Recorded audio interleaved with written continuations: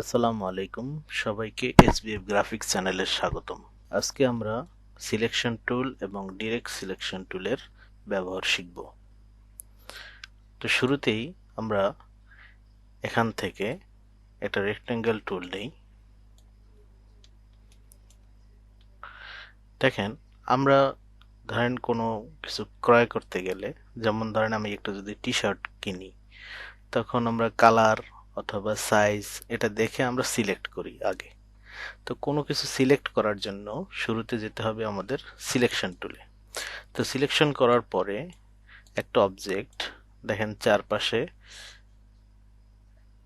যে এই যে কর্নারে পয়েন্ট পয়েন্ট দেখা যাচ্ছে, এটাকে বলা হয় বাউন্ডিং বক্স। নর্মালি যদি এটাকে আমরা ড্র করি, স্বাভাবিক যখন দেখি তখন কোনো বাউন্ডিং বক্স থাকে না।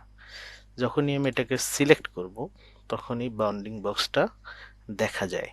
সিলেকশন টুলের মূল কাজ হচ্ছে কোনো অবজেক্টকে মুভ করা, অবজেক্টকে রিসাইজ করা।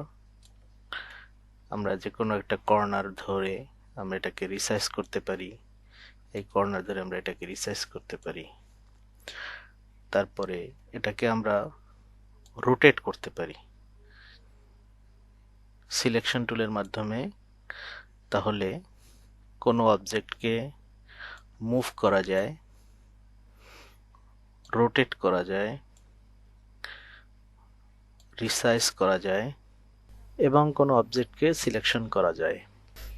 এরপরে আমরা ডিরেক্ট সিলেকশন টুলের কাজ দেখব। ডিরেক্ট সিলেকশনের কাজ দেখার জন্য আমরা আবার একটা রেক্টেঙ্গেল নেই। তো রেক্টেঙ্গেলটা নেওয়ার পরে আমরা যখন ডিরেক্ট সিলেকশনে ক্লিক করব তখন আগের মতো বাউন্ডিং বক্স আমরা আর দেখতে পাবো না। তো এখানে কি দেখতে পাচ্ছি? এখানে দেখতে পাচ্ছি অবজেক্টের চার কর্নারে চারটা অ্যাঙ্কর পয়েন্ট, একটা অ্যাঙ্কর পয়েন্ট। এখানে নির্দিষ্টভাবে কোনো অ্যাঙ্কর পয়েন্টকে সিলেকশন করা যাবে। কারণ এই অ্যাঙ্কর পয়েন্টটা আমার এখন সিলেকশন আছে। এখন যদি আমি এটাকে ড্র্যাগ করি তাহলে এটাকে কাস্টমাইজ করা যাবে।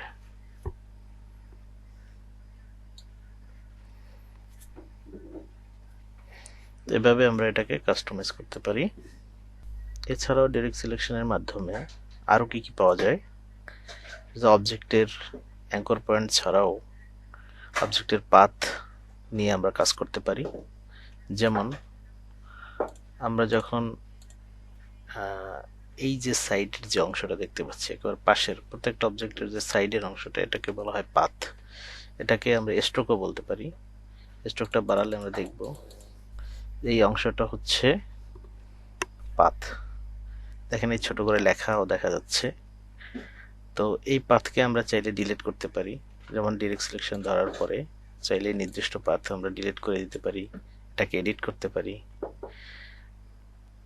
এই একটা অংশ পাথ আমরা ডিলিট করে দিলাম।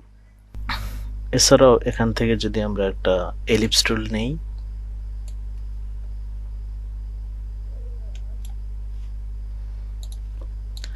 এখান থেকেও দেখতে পাচ্ছি আমরা এর ডিরেক্ট সিলেকশন ধরলে এখানেও চারটা অ্যাঙ্কর পয়েন্ট দেখা যায়। এবারও যদি আমি এর একটা অংশ যদি আমি ডিলিট করতে চাই, তাহলে এই নির্দিষ্ট একটা এরিয়া এই সাইডটা অথবা এই অ্যাঙ্কর পয়েন্ট যখন যদি আমি সিলেক্ট করে ডিলিট চাপলে একটা অংশ আমার কি হয়ে যাবে, ডিলিট হয়ে যাবে। তো আবার আমরা আগের অবস্থায় যাই।